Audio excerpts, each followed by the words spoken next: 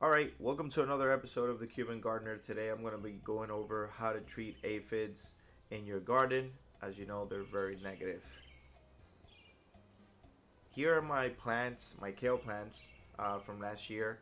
These I grew from seed, and then when winter came, they were sort of dormant, not affected by the cold. However, they just didn't grow. And as you can see here, right, I'm just trying to show you how much aphids are covered in these kale plants. It's a lot. So there you go. So I'm trying to zoom in here because the lighting was terrible. Look at that. All those little aphids are just sucking the sugars and the liquids from the plant itself. Eventually it kills the plant. It makes it wilt and go yellow. In this case, these flowers, since the sugar content is highest, that's where they are sucking the juice, if you want to call it. It's really bad because I don't know if you know about aphids, but they don't need a female to. They can create their own. They can duplicate without having a male or a female to have sex. So you can see here, right? Every tip of every flower bud is completely filled. And this little patch here is a little bit separate or far away from the other patch of kale. So these ones are not that bad. I literally could have just, cut the tips and throw them out in the compost bin or whatever and just leave the plants as it is. However, I realized that the amount of aphids was just too bad. It's not worth it. I can always get kale seeds. So this is some cilantro plants that I've also had from last year.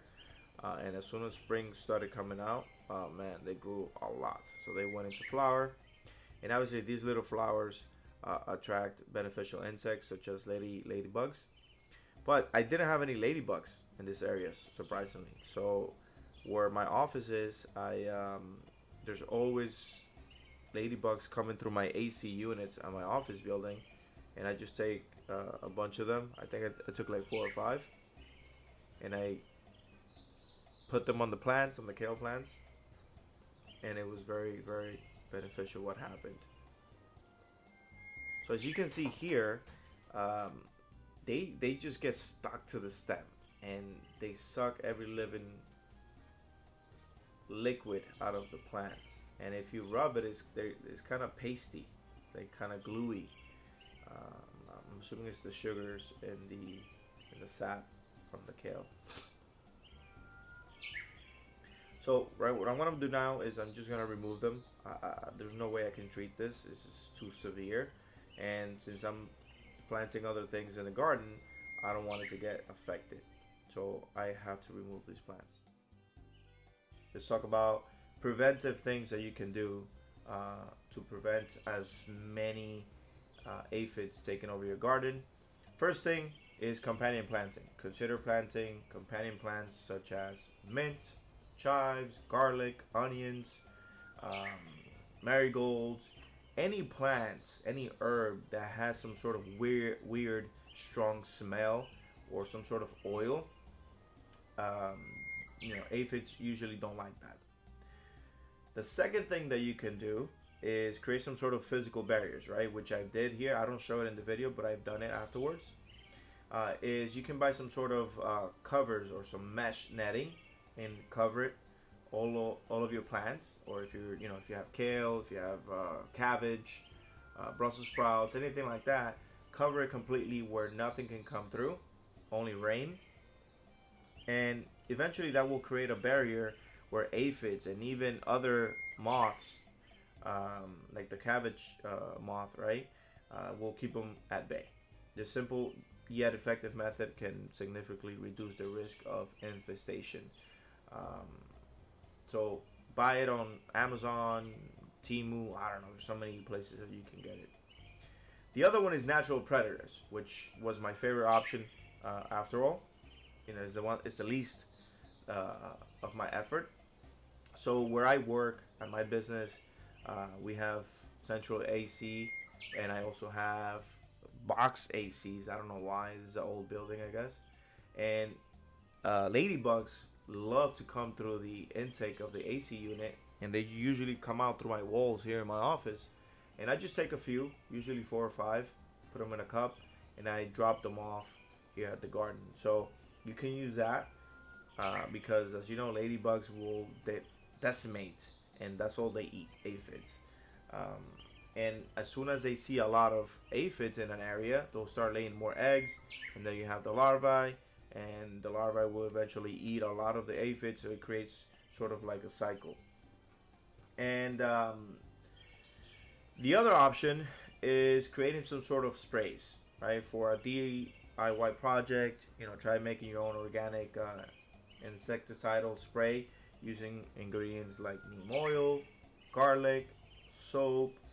There's so many ways that you can do it. As long as you don't have too much chemicals, it will work. All right, last step, guys. Let's talk about care and maintenance. Of course, prevention is just one piece of the puzzle.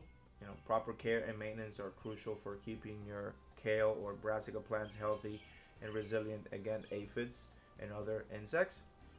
First things first, proper watering. Make sure to water your kale plants consistently, keeping the soil moist but not too waterlogged.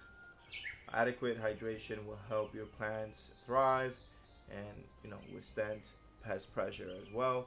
And also you have to know which plant you have, right? Some plants love to have more water than others, so you got to keep that in mind. The second thing to take into consideration is adequate spacing. Make sure that you give your brassicas or your kale plants enough space to breathe and air flows around it, right?